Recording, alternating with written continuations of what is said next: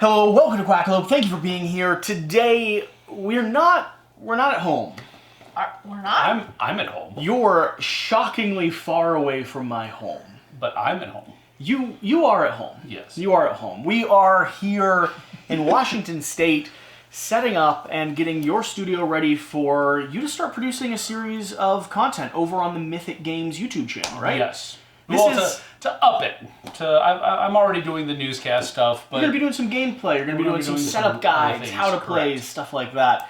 This is, which I'm sure most of you that have already clicked already know, Sam Healey from the Dice Tower. Hello, everyone.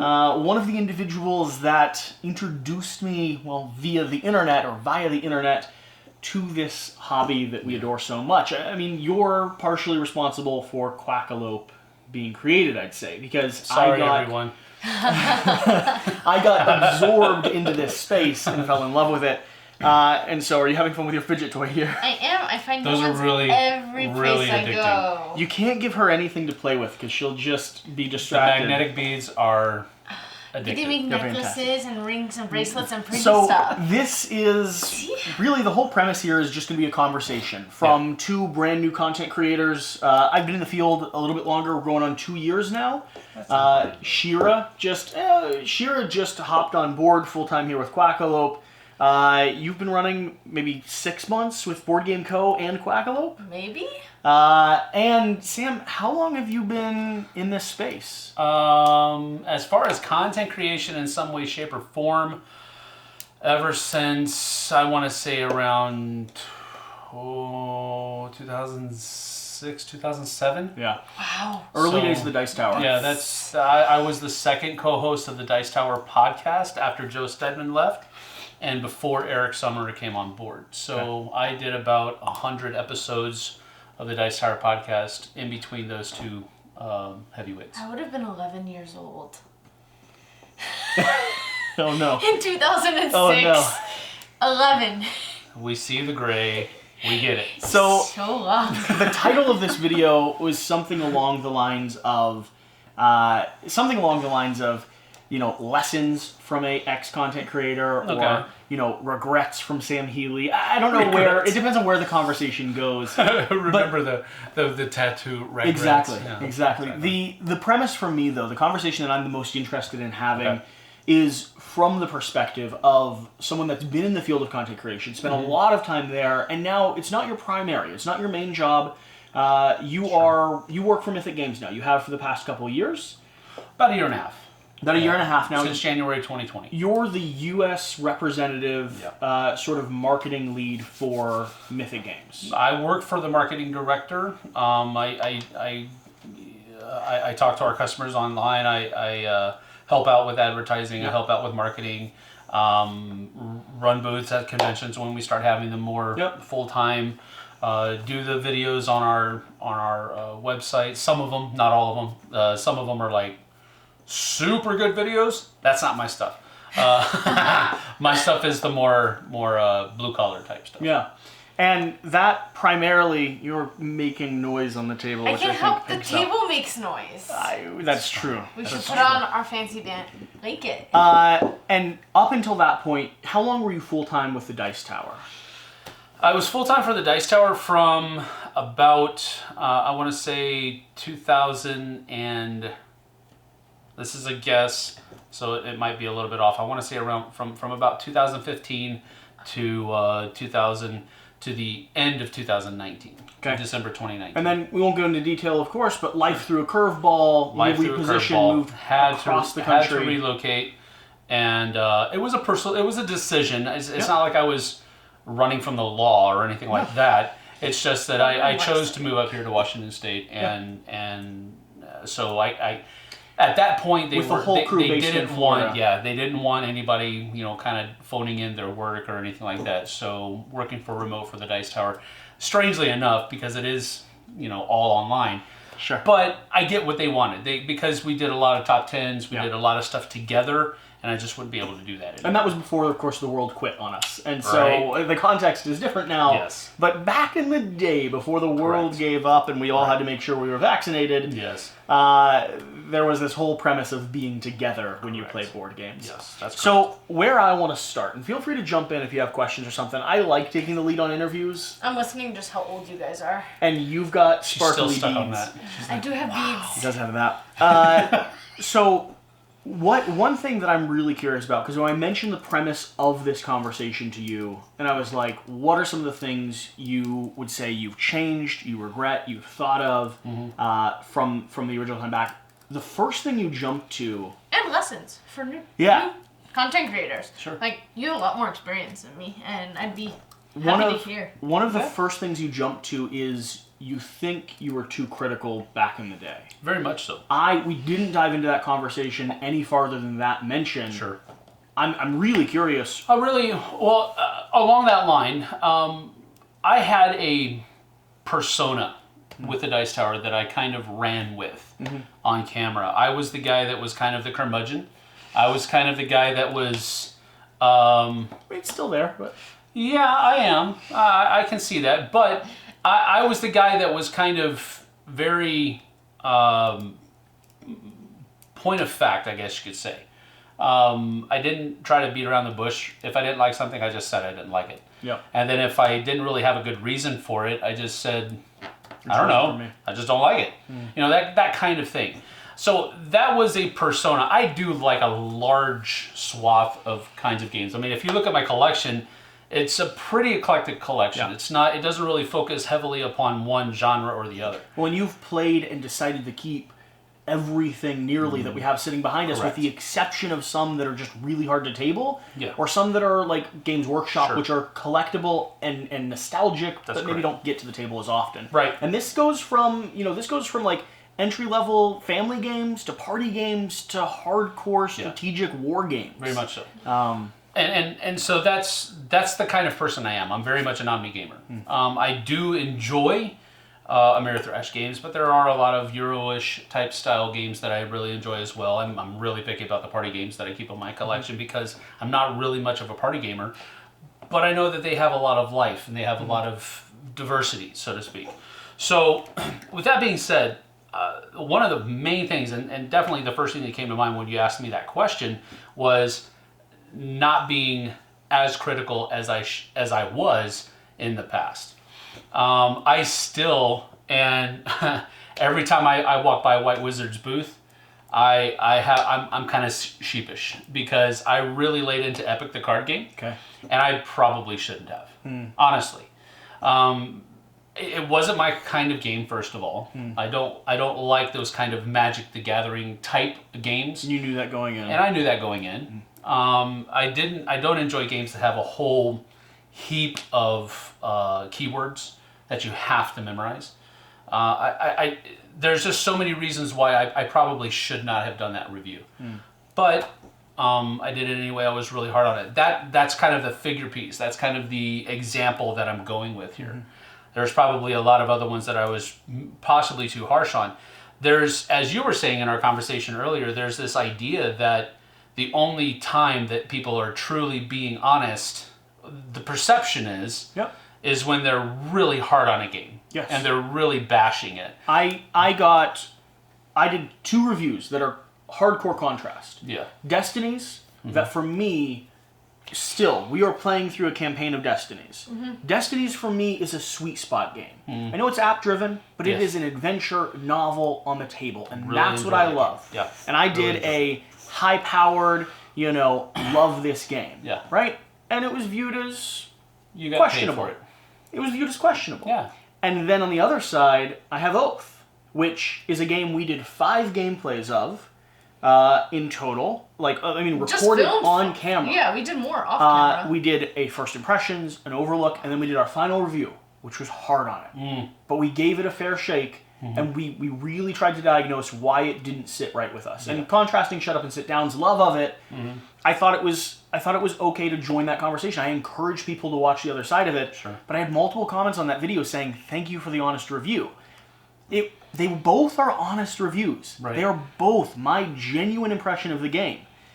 one is negative and is viewed as more truthful. On one hand, you're called a shill. Yeah. On the other hand, you're called So- honest and So that was my and question. Like, do you truthful. have any concern of swinging the opposite direction and then being too nice to a whole bunch of games because No. of not wanting to tread on toes? No, usually what I did, and if you watch, I'm not telling you to do this, but I'm sure the Dice Tower will appreciate it. If you go back and watch my reviews over the years, put them in chronological order, you'll probably see a swing where I started off as maybe shy a little bit because they were from my first few reviews that I was doing on my own, to getting a little bit more comfortable, then really kind of hammering on games that I really didn't like, too comfortable, and then realizing, okay, I shouldn't be as critical of these games as I am being.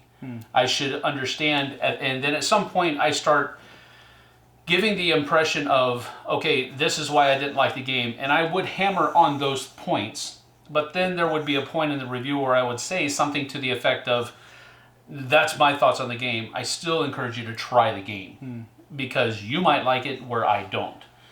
Because not every game is for everyone. Yeah. There could be games that I absolutely hate that will be somebody else's absolute favorite game. I think There are some games that are so popular in this industry that I just absolutely can't stand and never want to play again. Me too. Everdell. she never wants to play Everdell. I've never played Everdell. I love I Everdell. hate Everdell, and I hate Quacks of Cronenberg. Those are probably the two games that come to the top of my actually like head. that. They're some of my favorites. That I can't stand. And people like knock against me. They're like, you're so against them. And I'm like, I've tried them, and I sit down with them time and time again because the people in my group all like them. Yeah. So if I want to play a game with my group and they're playing that, I'm gonna join because I'd rather play a game than not play a game. Yeah. So with that thought in context, one of the ways that we try to do a review that contains multiple voices, that has multiple opinions, that provides the caveat that I think you all had to learn along the way, and I think the new generation of reviewers That's why are Miami doing Dice was so popular also.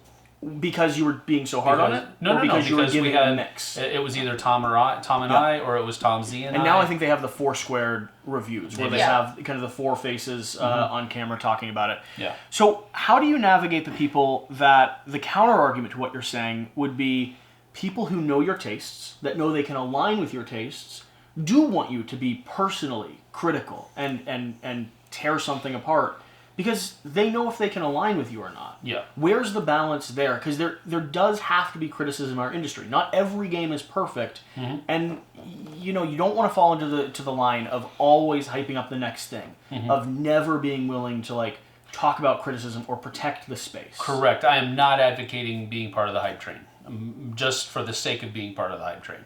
I'm not saying that at all. What I'm saying is that I think I was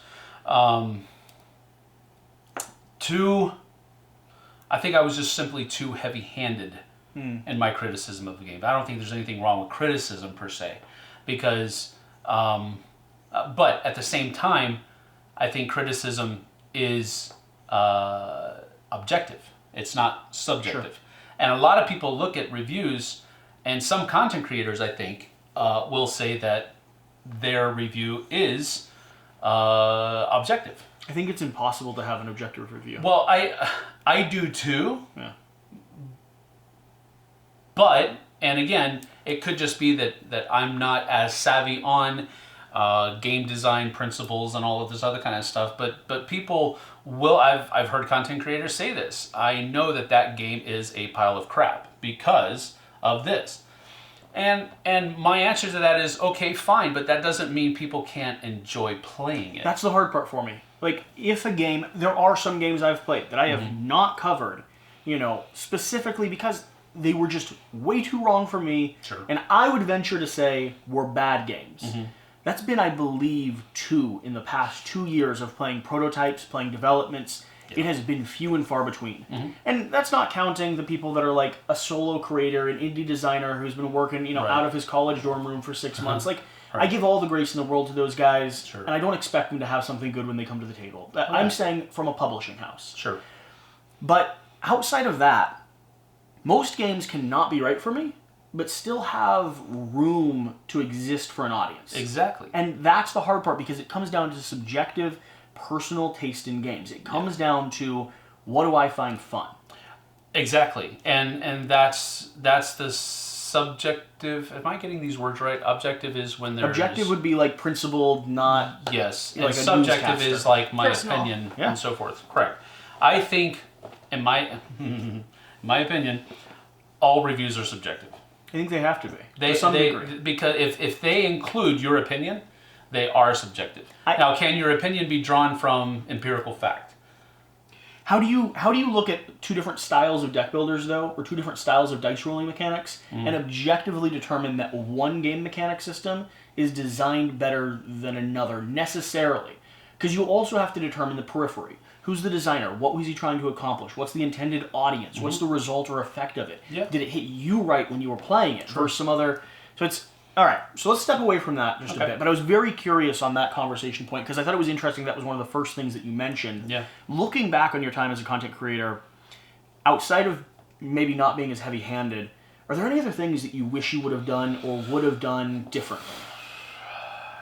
Well, I wish I would have dove into the tech side of it a little bit more than I did. So you wouldn't have to have me visit you. No, that's actually a bonus. But it's been a pleasure learning from you.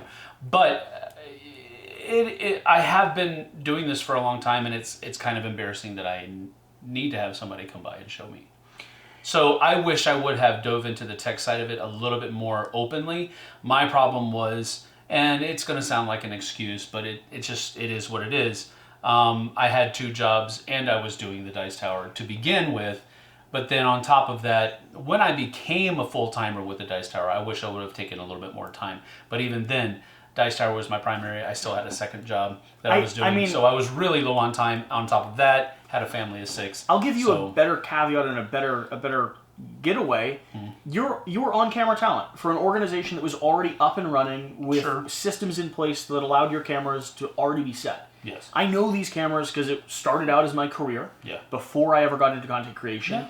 And then everything I've done up until the point of kind of you and a few other friends hopping on board has largely been or solely been me setting up, staggering, learning from mistakes, and adapting. Yeah. You kind of joined the team and the tech side grew, but it didn't necessarily have to grow with your experience. Sure. So I'm not surprised at all that... I still wish I would have dove into it a little bit more, though.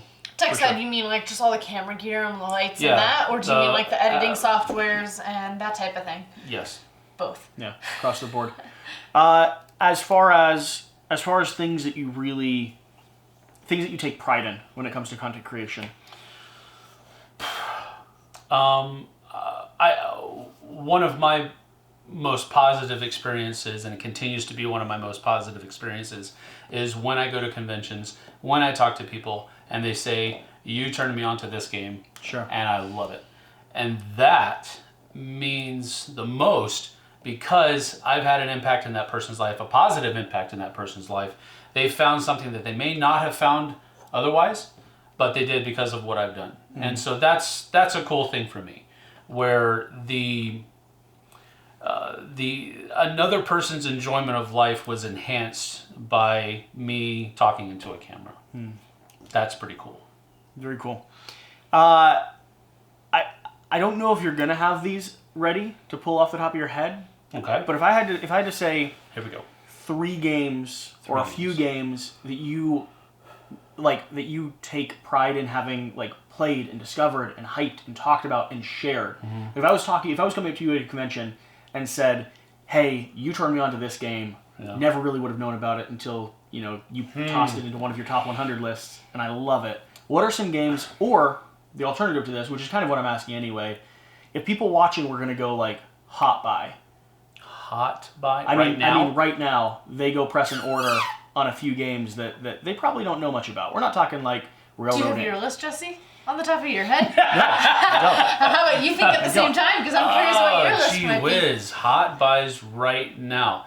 Not necessarily. I don't think they have anything running right now, but the 3 games that I've experienced from Wolf Designer, the company, it's Trick Shot. What is it? What is it called? Where is it? I can't remember. We just went through them too. We just did. It's right there. Over here, Fast Track? I can't see it. No, I can't remember it. It's right there. This one? Yes. Oh, Tabletop MOBA? Yes. it is a tabletop MOBA. Yeah, it's a table. I can't remember the name of it. Anyway, Close enough. that's one of the ones that that one, Trick Shot, which is right over there, and Warpgate, which is right up there. Those three games are ones that I kind of got in on the ground level. Okay. I didn't really have any determining factors or anything like that with the games, but I just got to play them in a very early, especially Warpgate. Warpgate started out already. Pitched that to me as a Twilight Imperium light. Okay. And I was, and whenever you said that to me, I was like, bruh.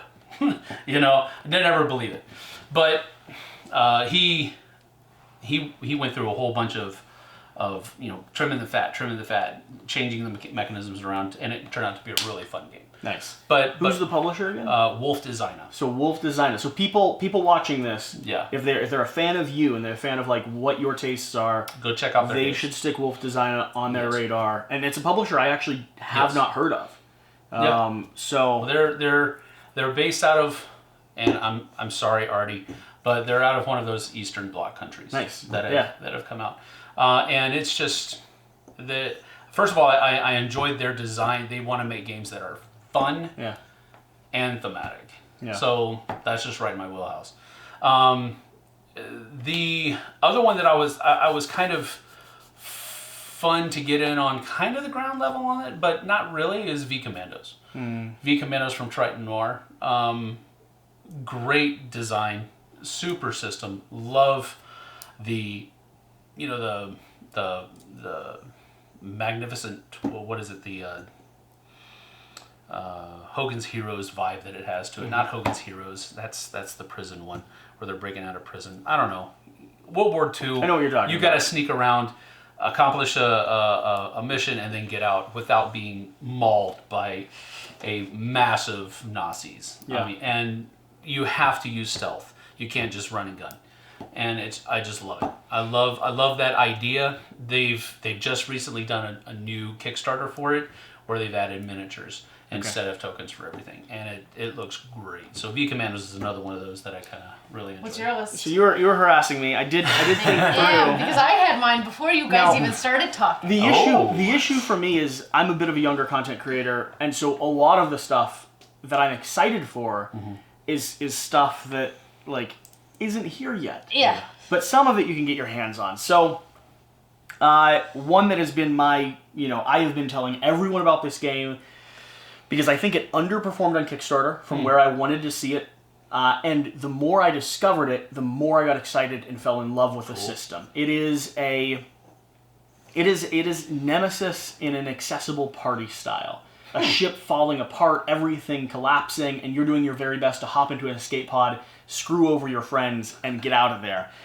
It is going to be Mission Catastrophe by Cardboard Alchemy. Mission Catastrophe. Yeah, it's not in Cardboard yet. Alchemy. Now, Cardboard Alchemy right now is running Flamecraft, and it's doing brilliant. Like, I don't need to mention Flamecraft for people to have it on their radar. It's day one. They have 6,000 backers, and they're approaching something like 400,000 raised on day like 1.5. Wow. That's pretty good. By the time you're watching this, I'm sure it's significantly higher. But their original game, the first game that Peter kind of stepped out and put on Kickstarter, Mission Catastrophe, is probably my most anticipated game at the moment.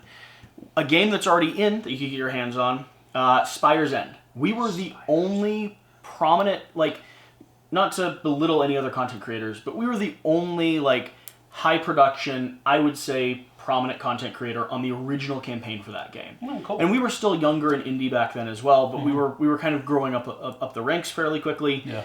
And it is going to be a chapter book, choose your own adventure, flip style game where you have a deck of cards in front of you. You're skipping through piles and piles of cards and unveiling a story as you play. There's so many different branching pathways that every time you go through the puzzle, you're facing something different. Cool. I loved that system, and I really love what he has coming out with the next one too. Cool beans. And then the last one that I was going to stick on there is going to be a game that I don't know if I'm going to love it when it's in, but I was very excited for it, and I know it's going to deliver soon, if not about now. It's called Cryptic Explorers. And it's this, you're running a squad, it's a one versus many, and you're running a squad in this black and white dystopian nightmare space where you're diving into these caverns, doing your very best to harvest these demon resources or something, and the other player's controlling like nightmare liches or like a giant tentacled squid that's like absorbing light, and doing their very best to reposition and take out your squad as you're diving into it.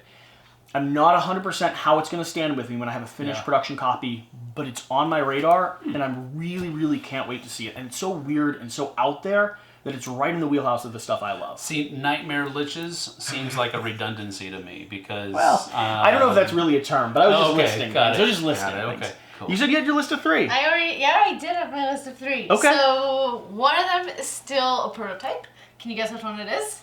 It was a very big prototype that we dealt with this year that I did a solo review on.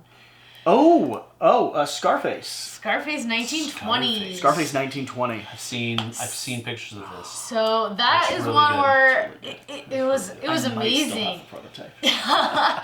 I really liked it, and that was like kind of one of the first big prototypes that I did on Quackalope. On Board Game Co. Zombicide, the Western edition. Yeah. So that was another one that, like that video, I think got like 40,000 views, Good. and I happened One of to the have first been on videos you it. were in. I know, I did a playthrough, and I was kind of like, oh wow, a video that I was in got that many views. And then the other one is kind of a soft love of mine, Aquatica. Okay. Aquatica, I love the sea creatures. You did some early content with Board Game Co. Yeah. So those are like the 3 highlights that I could be like, those games, if someone came up to me at a convention and said, you got me hooked on this game, I'd be like, great, let's play it. Now, you have it. That's awesome. So, with that in mind, your position and role in this industry has now changed. Yeah. Talk about that transition, and talk about that transition from the experience of going from sort of a media content creator side to now being a representative of some of the publishers. You already had, this is a small enough industry, I don't think people understand this fully, and I don't know how to communicate it to the audience really. We're a small indie industry. With half the publishers that are working are teams of 1 to 5, and most of them are running things out of their garage or a warehouse down the street. Yes. And so when people mark publishers or publishing houses as these big corporate overlords that are just out to make money from the community, it's not the way that this operates. We do have some big players here. Yeah. We do have some players that won't talk to us because they go straight retail, and it doesn't matter. But when you get to the ground floor, you're talking to a lot of scrappy people. Yeah. And so you had relationships, just like I have relationships with Still this do. community before you transitioned, while you were in the Dice Tower, and then now you've moved over into sort of a publisher side of things. Yeah. What's that experience been like? Well, honestly, it's been kind of a crazy one because COVID kind of happened right after I started. I mean, I started in You were January. supposed to be at conventions. And I was supposed to be at conventions all last year and was at one at Gamma. And even Gamma was very weird. lightly... We Very Isn't that the lightly one where you attended guys and- met and then went to a We did. museum It and is. missed your flight? That is correct. No, we didn't miss No, we didn't flights. miss them. We both had late flights out and thought that they might get canceled because the world was shutting down. Yes. And we were like, you know what we'd like to do if the world is ending? Go to a car museum. Spend time together at a car museum. in the middle of Reno. Good idea. It was a good car museum. No, it was. It was great. There was we had three a other great people time. there, and all of them, I believe, were above their 80s. I think that Yes, was they yeah. were. But it was great. A lot of cool cars. So my experience here has been a little bit different than I would have expected it to be. With that being said, it has opened my eyes to a lot of to how a publisher views content creation. Yeah. Because we do have a little bit of a different skew on it, I guess. So I want to dive into that. Okay. Let me ask this right before we get into that. All right. How did you view publishers as a content creator? Okay. As a content creator, I viewed publishers not necessarily as the corporate entity, but more like we're going to send you a review copy so that we can get it costs us the money that we made, that we spent to get you the copy, Okay. but now you're going to make, hopefully, a good video for us. So it's hopefully marketing, free marketing, quote unquote. It's price of a game, which for a company isn't that much. It's not that much. But it is still money spent. Sure. All right. So, but the smaller the publisher, the more personal it got. Sure. So when you slam, Billy Jim Bob that's made this game out of his garage, yep. and when you slam that game, it has a much larger effect on that person. He's already not making money on his game. Correct. Now you're just hurting him. But when you slam, toss Simon out there. A fantasy flight game, fantasy flight, or a command game, Realms, or whatever. Get any of those down there. It's a different thing. Sure. But even within that, there's a difference. For example, Mythic Games, we're probably viewed as one of the juggernauts, or at least close to that. But we really aren't. We have more. We're definitely not one of the smaller guys. We get that. Mm-hmm. But we're definitely not Asmodee. We're not Fantasy Flight. We're not all of those big guys that are up there. We're somewhere there in the middle. Yeah. And so, but the thing is, if you're not the small guy, it feels like you're put into that bigger category. Yeah. And it's like taking a carp. I don't know why I picked a carp. But no, I like it. Let's run with it. It's like taking a carp. I've got a carp. And saying it's not a tadpole, so it's a great white. That's what it feels like. Yeah. Okay. So, again, how I viewed how I viewed the publisher from content creators, I tried to, and that's one of the things that I tried to instill later in my time with the Dice Tower, was the fact that, okay, I'm dealing with a publisher that has probably tied up his entire life savings in this. So I'm going to be honest, but I'm not going to rip it to shreds. Well, and the way we approach it from our side of things is we are honest off camera before we're honest on camera. And we're always honest. Yes. But if I don't like a game, I don't like a mechanic, I don't like a system, I do my best to give whoever it is the benefit of the doubt and a bit of grace there. Sure. Did I miss a rule? Sure. Did your rule book not have a whole page that was supposed to be included, like like an index possibly? This is what I didn't enjoy. This is what I did enjoy. Basically doing a playtest, doing a little bit of development. If I love a game, I don't mind going on camera, even if I miss some things, and saying that the experience of it was mind-blowing and we're working with a prototype. Yeah. Right, especially if it's a prototype. Like if you give them the feedback in the middle of the process, then they also have a chance to change it and modify it based on your feedback. And so I try to extend grace, and I feel like I have a responsibility. I don't know if you felt like this, especially it sounds like as you were getting more familiar with publishers, I feel like I have a responsibility to the publishers. Yes. And I have a responsibility to my audience. Yes. I cannot take advantage of, manipulate, deceive either of those categories. I totally agree. The industry's too small to destroy or rag on or be cruel to this one dude that's working out of his garage. Right. I care about that one dude working out of his garage. Yeah, there were many times where I did not do a review because I did not want to, kick the guy's last leg out from underneath him. But on the other side of that... not that I thought I had that much pull, but I didn't want to take that chance. At a certain point, a good Kickstarter for an indie publisher funds with 350 backers. At a certain point, and that's right now, that's the numbers I have right now. Yeah. At a certain point, a directly critical review from Shut Up and Sit Down, from Dice Tower, and not from us yet, but eventually, from Board Game Co., I'd say, he's probably the biggest player in Kickstarters right now. A directly critical review would knock the wind out of a campaign. It just would. Yeah. It wouldn't necessarily give all the fire to one that is already doing well or is struggling. Right. But on the other side of that, the thing that I was pointing to, I also can't sell a bad game to my audience. Exactly. Like, if I present something and I am wrong or deceitful in the way that I'm presenting a game to the point where someone purchases it thinking they're getting something else, something different. Right. By the time that game arrives into their hands, everything I do is questionable. Well, we've kind of talked about that as well in this idea of being honest. When you are simply honest with your audience begins to understand what you like and what you don't like. And that in and of itself is valuable to your audience because they know whether they agree with you or not. There's reviewers that I do not agree with across the board. Sure. So when they put out a critical review, I go, that might be a game for me. Ding, ding, ding. Yeah, I really do. I really do, because I trust them. Winner, chicken dinner, I trust them to be honest. I also trust them to be Yes. wrong when it comes to my taste. Correct. So we were talking about your view of publishers as a content creator. Yeah. Now, how has that changed? You said you now get a little bit of a view of how publishers view content creators from the other side. Well, again, I don't want to say that I have a completely bad view of content creation. I don't at all. Does it suck when you send a game out to someone and you think that they're going to love it and they turn out not loving it? Sure. Yes, that absolutely siphons. Do you consider that, from your perspective on the industry, and not just from you specifically, try to speak a little bit broader, because I don't want you to be a focal point for Mythic Games necessarily. No.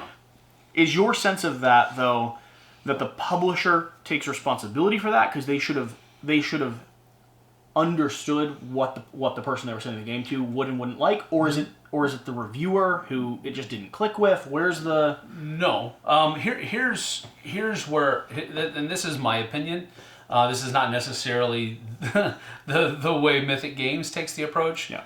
This is just me speaking. I don't think you get the say on where things distribute, right? No, I don't. Yeah. So no, you I don't. can't. You don't even get to make this choice. My boss makes that choice. Now, she asked me for input. Sure. What do you think about sending it to this person or that group or what have you? Those questions get asked, yes, but the final decision is not mine. So my opinion is we should not just send games to the people that we think will like it. Mm-hmm.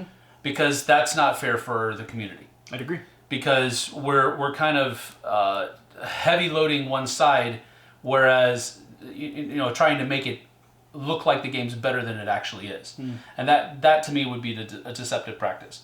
We need to send it to the content creators that have the most reach, so that the most people can get, the most sets of eyes can get on our product. That's what we need to be doing as a producer, because it is advertising, it is marketing. Now we're kind of rolling the dice with, is it going to be bad marketing, or is it going to be bad advertising, or is it going to be good advertising? But at the end of the day, it's how many eyes get on our product. Because whether the person that's reviewing the game likes it or not, it doesn't mean everybody that watches his review is going to not like it as well. Sure. I mean, like you, if you watch, is it Dice Shut Up Sit Down or Dice Shut Up and Sit Down, right? So I watched you comment on Kingdom Death before I went out and purchased it. It's my number one. I get you. And Shut Up and Sit Down as well in there. Sure. I watched them talk about Kingdom Death before I purchased it. They did not like the game. Right. You do not like the game. And It doesn't matter. It doesn't matter, because I could read through what you all were displaying. Yes. Why the game would be right for me. I think if it's a skilled enough content creator, they can give both sides while still saying their opinion and not swinging it too heavily. That's the balance. They can try and make it neutral, present the positives and the negatives, and then say where they land. Yes. I think that would be a very skilled That's what I try creator. to do in my reviews. I always gave pros and cons. Yeah. So, I think last question, and then we'll wrap up here. Well, unless a you have little anything bit, else you wanna add. on the end of that. Okay, yeah. A little bit on the end of that. I think the last thing that I would really, maybe it's a perception, but there's a huge push, and there was when I was with the Dice Tower, and I think there still is, of being the first person to get content on a title. And as a publisher, I would, well, again, I'm not a publisher. I work for a publisher. But as a person that works for a publisher, I would much rather you take your time and put in the work that's necessary to look at the game from all of the different aspects, rather than just try to be the first person, so you can get all those views. But on the side of views, which I is understand. like because your job from the publisher side is to try to get it into hands that will hopefully like the game, produce a game that is quality, that enough people will be able to see through the pros and the cons, and to see to see what they enjoy about it, and get as many eyes on your product as possible. Yes. The same thing from the content creator side, producing content that is on a popular game as quickly and efficiently as possible, so that you're the person that pops up in the search engine. Yeah. Our job is to get the most eyes that are possible, while of course being honest and genuine and attracting those eyes for positive reasons. Like that's. Here's my counterpoint to that, and I use this in everyday life. First impressions are overrated. And because the saying goes, you never get a second chance to make a first impression. Sure. And whenever anybody says that, I always say why. Why? Because people are jerks. Well, that's your first impression. Might not be so. No. That one's not my first impression. But that's the thing. That's kind of the idea that I have behind what I'm talking about here. For example, my first impression of some of these games behind me wasn't that great. Yeah. But almost 20 years later, there they are, still on my shelf. Yeah. And that's because over time they've really sung. I have something like that. But initially they didn't sing that great. That is true no matter where you go. Does sometimes the first impression that is a stinker and it continues to be a stinker? Absolutely. Absolutely. And there's something wrong with being honest and critical in that vein. But all I'm saying is give thought to, am I putting this out just so that I can be the first, or am I putting this out now because I feel like I've put in the work enough to put this out? That's what I'm saying. So I'm curious how many games actually switched for you from games that you didn't like initially or that you loved initially. Both ways, like games that have really just switched to the opposite spectrum, because I don't think I can think of a single game for me that isn't what I first thought about it. Yeah. Well, Mine are consistent so far, but I haven't been here for that long. So right behind my head, Codenames Pictures. I hated Codenames. Hated Codenames all from the beginning. All the versions. When they came out with pictures, I was like, I don't care to play that game. Sure. And then I played it, and I was like, oh, okay, this is cool now. Because I like the aesthetic version more than just the words version. Yeah. So this is a game that's like totally gone from one end of the spectrum to the other for me. Now, it's not exactly the same game because you're using pictures, not words. You could have written off Codenames as a genre. Yes. Yeah. I could have, but I didn't. Interesting. I didn't. There's other games that like speak out and hearing things. Those are hard, mass market party games. I usually stay away from those completely. But they worked like a charm in youth group and with kids. Sure. So yeah, I'll keep them on my shelf because I know I can pull them out when I have those big groups of kids. So the last few things, and we'll wrap up here because we have a lot more content we want to film. Sure. When you think about content creation, when you think about kind of the media space, the space that used to be a large part of and used to do with the Dice Tower, where do you see it heading? Like what's the next for our industry? If you had to take a guess, content creation, publisher side, our community as a whole, we're still growing, we're still changing, and you've seen over the past however many years you've been in this space. You've seen this space grow and transform. I think right now our market increases by 12 to 15% every year. Just capital, just money flowing in and out of our communities. Yeah. That is representative of eyes on our communities. That's representative of video game industries starting to pull into this space, starting to create their own tabletop. Where are we headed as a space? Well, I think I'd say 5 years ago, people had already started to talk about the bubble bursting. That it's going to burst any moment now. It's going to burst any moment now. And I thought when COVID hit, okay, it's about to burst.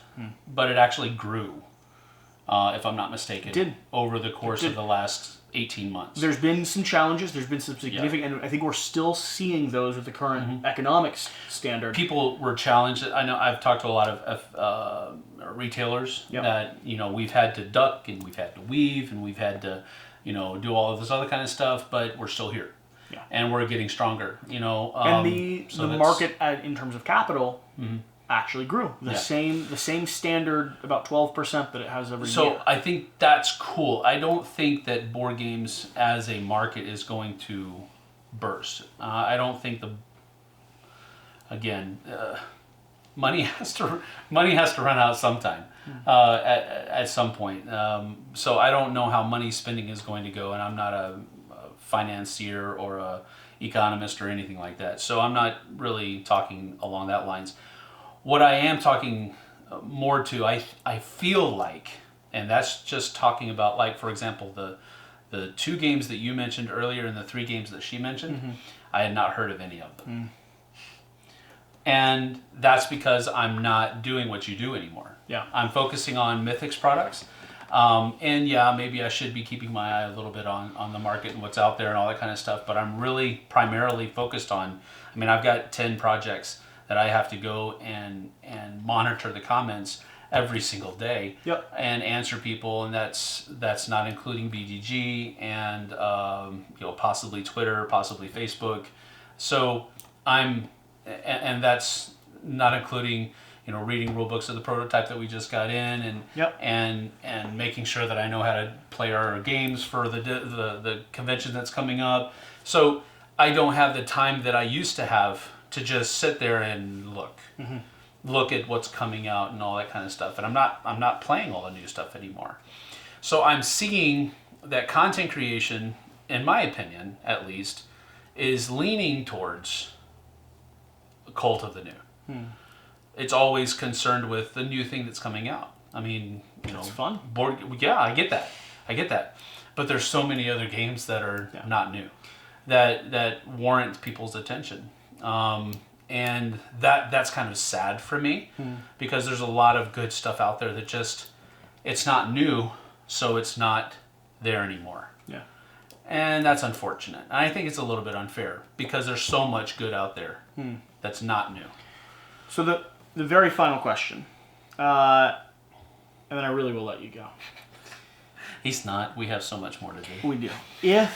If you had to pinpoint 1 or 2 things that you wish the content creation space was doing that you don't see them doing right now, and or if you were going to go back into content creation full time, like, what are the things you wish people would take the mantle up for and wish people would start doing? Wow. Well, I guess the natural flow would be I would want to cover more stuff that's not just in the new. What we were just talking about. Yeah, what I was just talking about. I probably would have to have something, some type of series that's dedicated to the Kickstarter genre. And it almost feels weird calling it a Kickstarter genre, and maybe I shouldn't. But that's what it really feels like, because Kickstarter games are almost a specific genre in and of themselves. Give GameFound its due. Yes, GameFound too. I say Kickstarter GameFound now. Yeah, because sure. GameFound has had enough hits on their hands. Sure. I got to tip my hat. I didn't expect it out of the ballpark so early. But I really think that I wish we would take a more even approach to content creation, not just creating content on the new stuff that's coming out that everybody's clamoring to find more information about, but start or maybe continue. This is one of the things that the Dice Tower I thought did really well, because we did top 10s. We did other kinds of content that brought older games, that kept older games in the limelight. One of the things that we're doing at Mythic is the Phoenix line. And that's all about taking games that have kind of left the light. They're still great games. We still enjoy them, and say, hey, let's breathe new life into them, bring them back into the spotlight, tell more people about them. That's kind of what our Phoenix line is all about. But on the opposite spectrum, especially with things like regarding technology, usually as the advances come out, you look at the older things and you're like, I can't believe we ever thought that was really good. Like, especially with movies, I've noticed, like, people look at the old Disney movies that are just like pictures versus the new ones with all graphics. And maybe that's just something generationally. I'm like, oh, well, all the remakes are so much better. They're fancier. They're more high tech.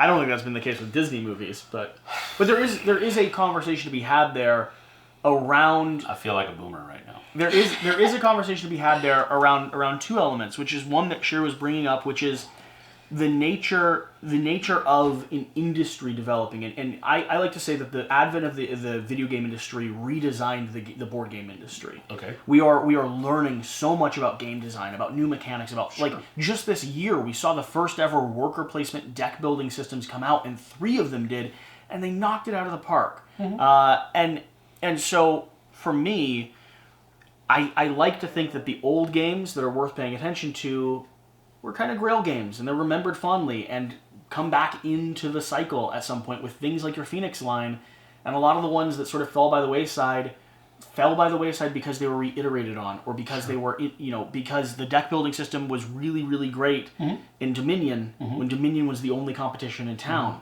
But now there's probably a top 10 list I'd put before it. Yeah. And... Sure. Yeah.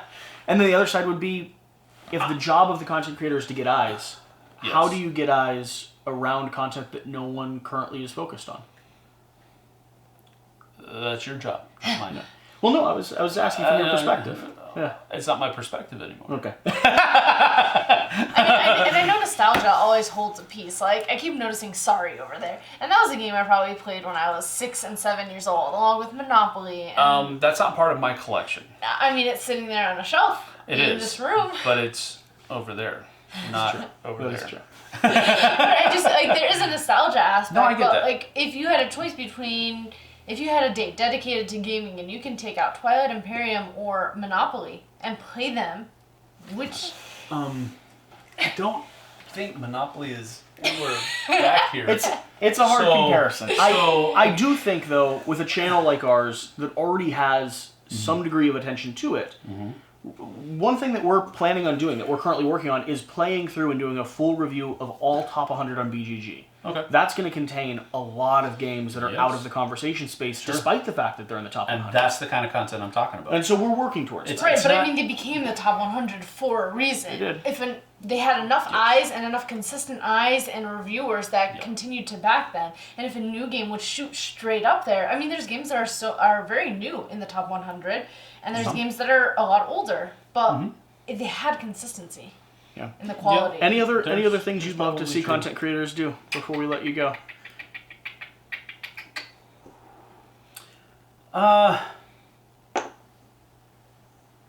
Stop thinking.